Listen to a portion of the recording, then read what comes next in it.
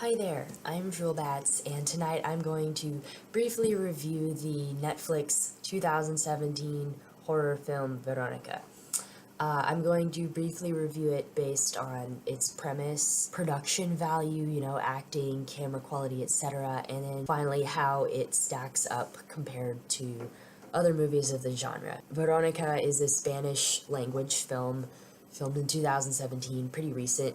It gained a lot of traction recently. It was in the news a couple of times because people were saying it's the scariest horror film ever, and viewers are having to turn off their computers because they can't handle it and things like that. That was actually why I watched it.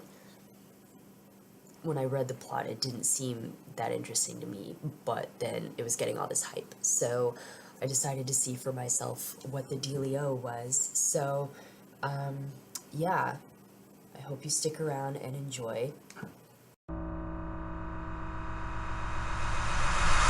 So, the premise of Veronica is pretty simple. It's supposedly based on a true story of a girl who used a Ouija board and died in the 90s in Madrid.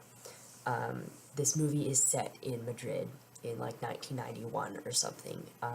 This 15-year-old girl, Veronica, is kind of the sole caretaker of her siblings. Her mother is widowed and like works really long hours as a waitress or something. Her dad is dead, and the movie kind of starts out during the eclipse. They all go to this like Catholic school, and it shows the nuns like teaching them about this eclipse that's happening, and when all the students go outside to like view the eclipse, which is interesting because there was an eclipse this year, and I think that might have coincided with the hype. But anyway, when the eclipse was happening, Veronica and like two or three of her friends went down into the basement and started practicing with this Ouija board. Veronica just wanted to talk to her dad, like do the Ouija stuff, and they seem to summon something.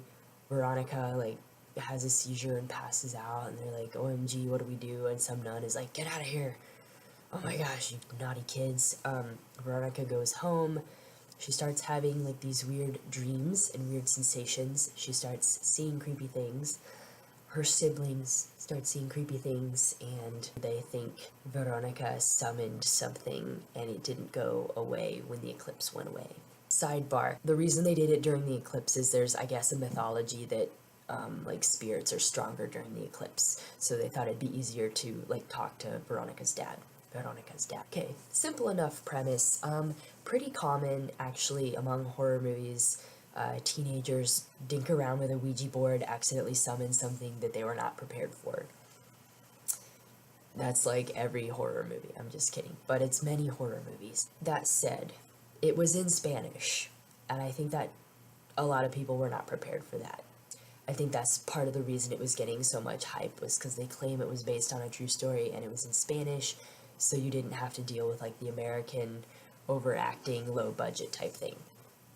So, quality of the film, again, this was a Spanish language film, and while I do speak some Spanish, I don't speak it well enough to watch full-length movies in it. I can watch like a 20 to 40 minute episode of a TV show, but I'm not good enough yet to watch a full movie, so I relied on subtitles.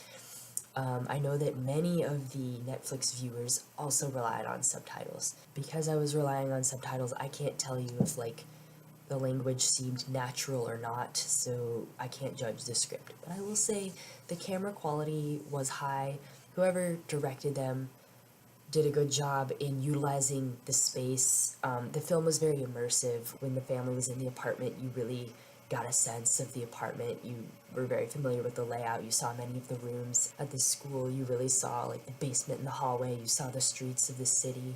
There's a scene where like Veronica like looks out and sees a cute boy across in a different apartment, and it's like you really felt like you were there. They really utilized their space effectively, which was great. Visually, it's been a couple months since I saw it, but I just remember at the time thinking, this is solid. There were a couple of instances where they used CGI to create the creature in question. Is it Veronica's dad? What is it? And I will say it was effectively done. It was better CGI than some of the CGI containing horror movies I've seen recently that Netflix has featured. I know that The way the creature like moved was really chilling. They really effectively combined the soundscaping and then just high quality CGI and camera angles to kind of really create a very tense vibe. So the movie had a very effectively communicated tone, and it was, I don't know, I would just say it's very high quality. Again, I can't judge the script. Pretty much everything else was solid.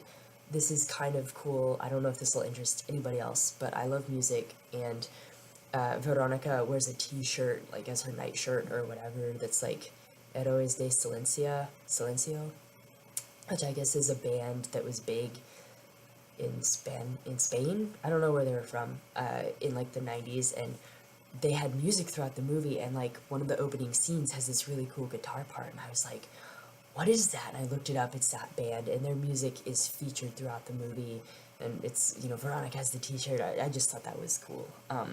Little touches that kept me interested, honestly. Now I'm going to talk about how this film kind of fits in with or stands apart from other films of the genre. I'm also going to be addressing like the scariest film yet or whatever. I will be spoiling the movie. So if you don't want spoilers, I'm giving you the opportunity to bow out now.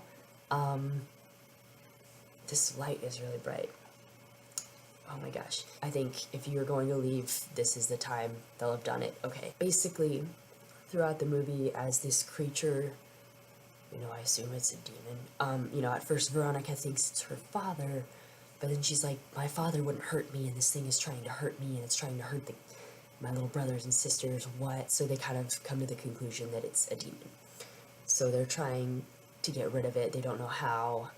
All this tense stuff. She keeps thinking that the demon is trying to confuse the kids by saying, like, oh, you know, tricking them to thinking Veronica's trying to hurt them. And she'll be like, no, no, no, it was the monster. And at the end of the movie, as they're trying to get rid of this thing, it won't die. And Veronica's like, why can't I kill it? And she has this revelation after she's, like, evacuated the kids. And, like, stuff is exploding. And she, like, I think she looks in the mirror and she realizes the monster is her. Like, I don't know if it like attached itself to her or like it went inside her, but she's got this demon in her. And when the kids are like, oh, Veronica, you're choking me, she's like, no, I'm not. It actually was her, and she just didn't remember it because she was asleep or whatever. And basically the reason the demon won't die is because it's her, and the only way to kill it is to kill Veronica, basically. I mean, that was a good twist, definitely. And I think the whole like the eclipse mythology, which I did not know that, and I've seen a lot of horror movies, so I don't know if that was made up for the sake of this film or if that's an actual belief in certain circles. But the whole thing, like, oh, well, you know, the spirit world is closer to the real world during the eclipse, that was kind of a cool add-on, but nonetheless, the premise was still pretty common. The movie is advertised as being based on a true story, but if you look it up, the film took a lot of liberties and is only very loosely related to an actual news event, which, I mean, most horror movies that say they're based on a true story are only loosely related. I think the reason that this movie was so scary, to at least to American audiences, is because it was in a different language, so we didn't have the benefit of being able to kind of only half pay attention.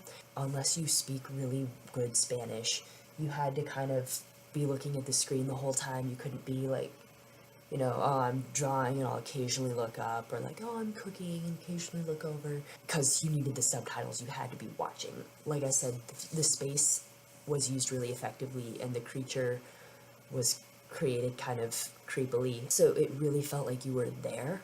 I think that's why it was so scary. Like, it was definitely distinctive. I still think about, like, the image of the thing moving through the house the first time Veronica sees it.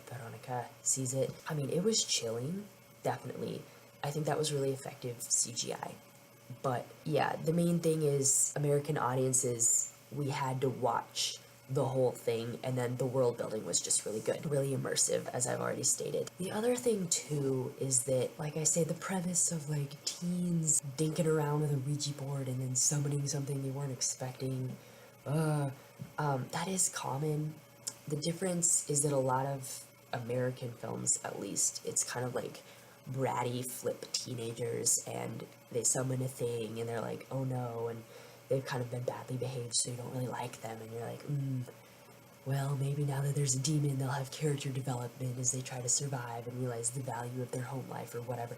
Things like that. The thing with Veronica is, like, she seemed like a genuinely good kid, kind of likable.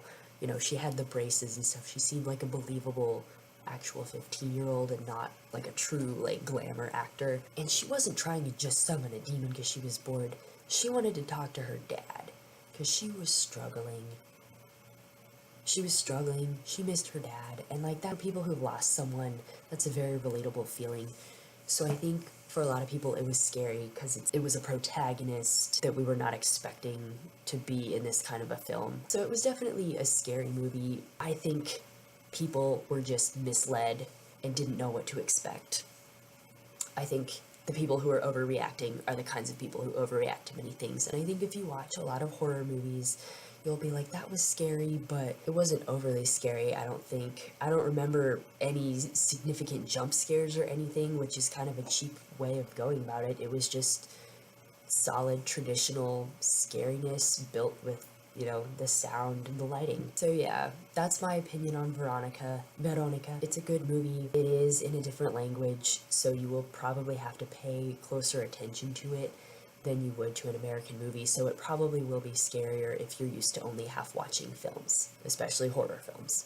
That's all. Hope this was helpful.